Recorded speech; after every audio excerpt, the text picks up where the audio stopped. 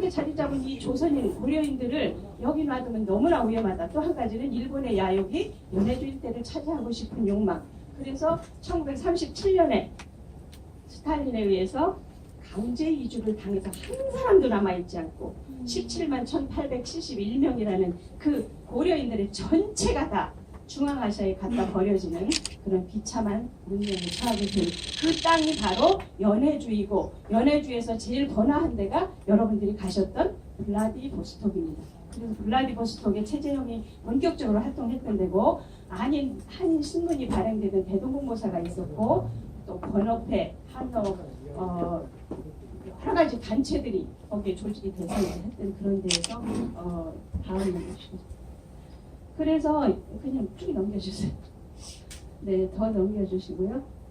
네, 지금 파란 부분이 이렇게 간도로 보이죠? 러시아가 있고 중국이 있고.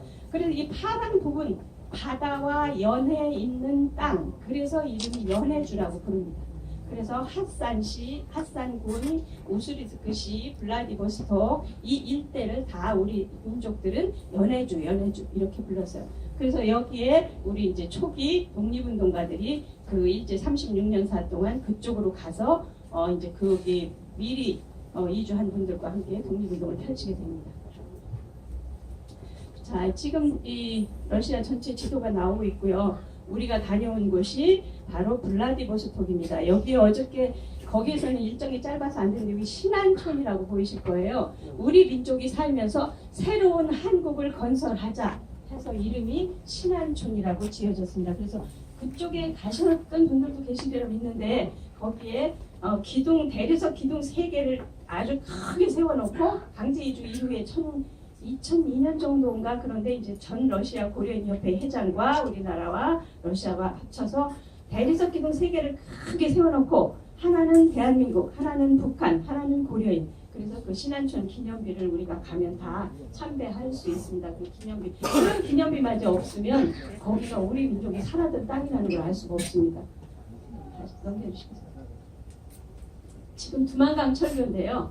두만강은 아주 강폭이 좁습니다. 그래서 1860년대 이후부터 우리 그 한경도 일대 또는 그 독립운동가들 이런 분들이 두만강을 건너서 연해주로 하나 둘씩 이주하게 됩니다. 지금은 탈북자들이 가장 많이 이용하는 강이 바로 두만강이고 압록강은 단동에서 신의주는 굉장히 강폭이 넓죠. 그래서 거기는 탈북을 못하고 이 두만강을 통해서 아주 이렇게 건너다 보입니다. 우리 두만강 노래도 있지만 그래서 얼으면 그냥 겨울엔 그냥 걸어서 건널 수 있고 그런 다리가 지금 두만강 다리고 다음. 자, 여기 보면 두만강 다리를 중심으로 해서 저쪽은 조선이고 이쪽 중국은 후춘입니다. 이쪽은 러시아 핫산이에요. 그래서 삼국 국경이 만나는 지역입니다. 그래서 지금 백두산 가시는 분들은 아마 삼합 지역이라는 데 가서 기념 촬영도 하시고 그러실 거예요. 그렇게 삼국 국경이 만나는 곳을 건너서 이제 하나 둘씩 러시아로 가게 됐습니다. 이거는 제가 몇 년 전에 그쪽에 가서 한번 발에 길을 받자 그래갖고 만세를 한번 부른 사진인데 이렇게 그 두만강만 건너서 조금만 가면 말을 달리지 않고는 걸어갈 수 없는 광활한 평야가 펼쳐집니다. 농사짓기에 너무 좋고 초지가 좋고 그래서 발해에서 말을 키우고 농사를 짓는 그런 땅입니다. 그런데 스탈린에 의해서 강제 이주가 됐기 때문에 지금은 벽돌만 굴러다니는 뿐 아무 흔적이 없는 그런 땅입니다. 다시 이렇게 뭐 봐도 강이 흐르고 논만 만들어서 벽시만 뿌리면 그래서 우리 민족이 이 두만강을 건너서 그쪽에 조, 콩, 옥수수 이런 것만 났는데 우리 민족이 거기 가서 쌀 농사를 성공을 시킵니다. 우리 민족은 못하는 게 없죠.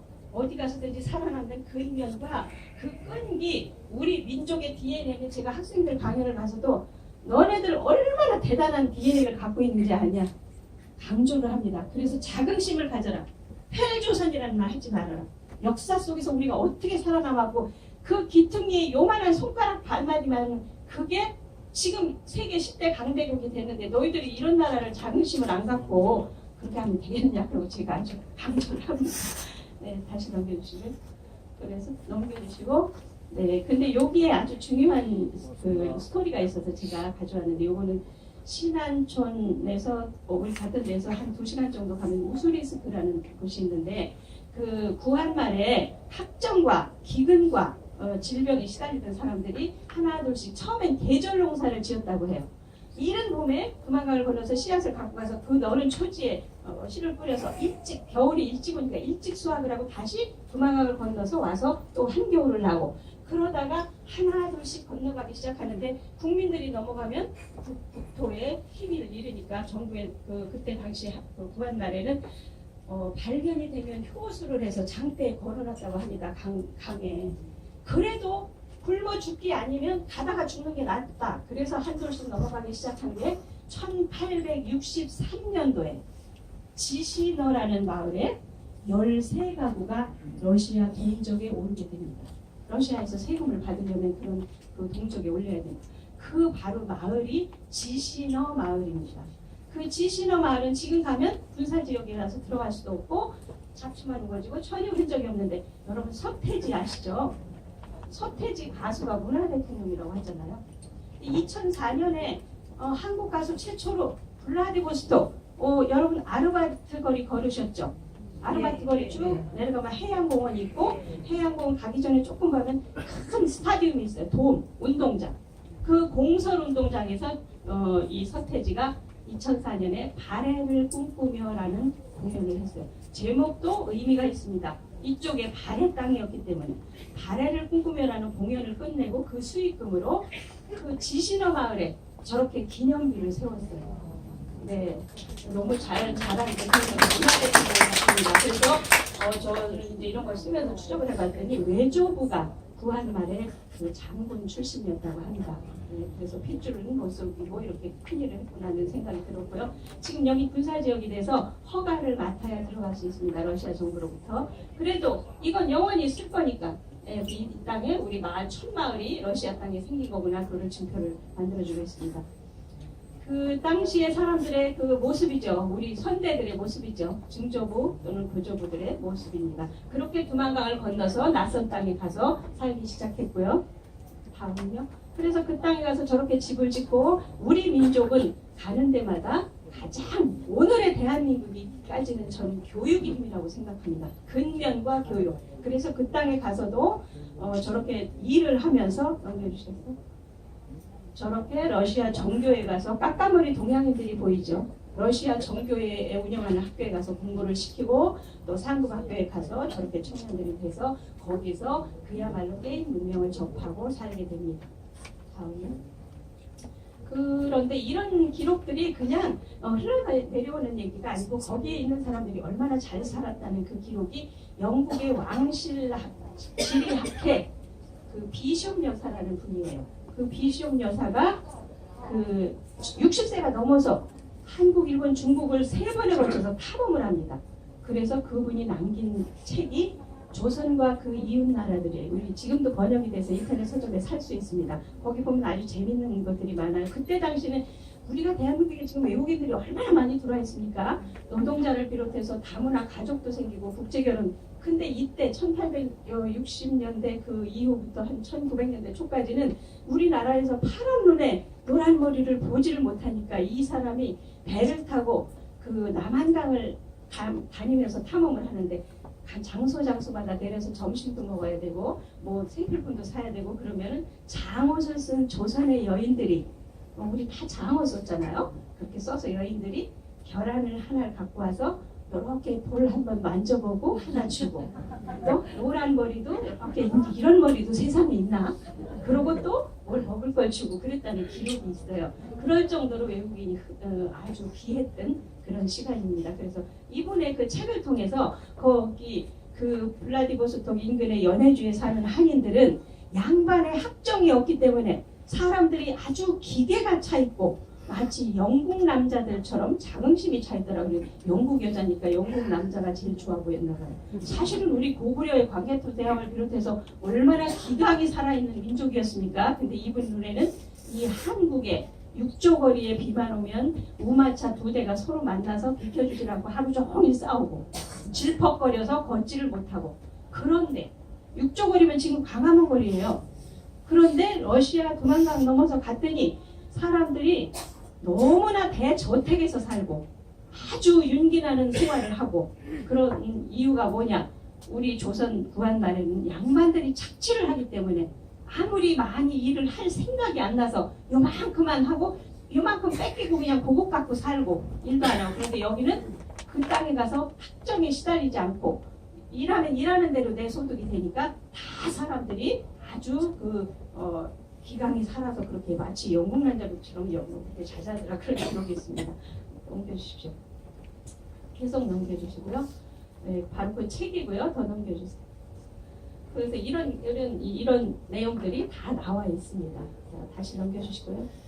그러면서 그 시대에 바로 이어서 이제 뭐가 있었냐면 우리나라는 1884년에 갑신정변, 그다음에 동화, 청일, 을미 이렇게 과정을 거치면서 명성황후가 시해가 되면서 1907년에 고종이 하야를 하면서 또 우리나라 군대가 다 해산이 되면서 조선이 대한제국이라는 나라가 완전히 물밑으로 가라앉게 되죠. 그런 시기에 독립운동가들이 하나둘 이 국내에서는 이거 도저히 안 되겠다 그러면서 분기 팽천하면서 이제 한일 병합이 된 1910년 이후에는 대거 중국이나 상해나 러시아나 이쪽으로 가서 그 독립운동의 무대를 펼치게 됩니다. 넘겨주시고요. 그 독립운동의 무대에 러시아에 아까 제가 윤봉길 의사 뒤에는 홍보공원에서 폭탄을 던진 도시락 폭탄을 던진 윤봉길 의사 뒤에는 김구 선생님이 계셨고 바로 안중근 의사 하얼빈에서 이또를 처단한 안중근 의사 뒤에는 최재형이라는 인물이 있었습니다. 그래서 이 최재형은 그렇게 독립운동만 한 게 아니고 아주 전설적인 인물이에요. 그래서 이 인물에 대해서 잠깐 쭉 썸머리를 한번 해보겠습니다. 넘겨주시고요. 계속 넘겨주십시오. 함경북도 경원에서 1860년 8월 15일 날 태어났어요. 근데 아버지는 노비고 엄마는 기생이에요. 너무나 천한 그 출신으로 태어났어요. 그럼 계속 하나씩 넘겨주시고 그래서 9살 때 두만강을 건너서 아버지와 형과 두만강으로 가서 지신어 마을로 갑니다. 가서 거기에서 최초의 한인 러시아 정교회 학교에 들어갑니다.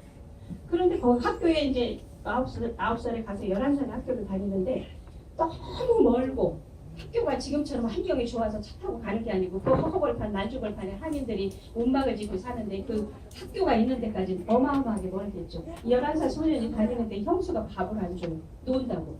형수는 아침 일찍 일어나서 땅을 파고 씨를 뿌리고 밤 늦게 들어와서 먹을 것도 있었겠습니까? 처음에는 없죠. 그런데 이 친동생은 놀기만 하고 학교 갔다 온다고 그러고 밥 달라고 그렇게 미울 수가 없어요. 그러니까 맨날 누룽지나 주거나 누룽밥을 끓여서 이렇게 주고 그러니까 얘가 너무 배가 고파서 그 시절에는 우리가 무슨 집안에 우환이 있거나 그러면 병을 읽어서 이렇게 북을 치고 이렇게 푸닥거리를 하죠. 굿을 하죠. 근데 거기 가서 우리 민족들은 그런 걸 하면 얘가 학교 갔다 오다가 어디서 북소리가 나고 굿하는 소리가 나면 거기 가서 떡을 주고 얻어와서 끼니를 때우고 이런 생활을 하는데 학교에서 들으니까 포시에트 항구라는 데 가면 배들이 상선들이 아주 많은데 거기 가면 뱃사람의 심부름만 해줘도 밥을 굶지 않는다는 소식을 들어요.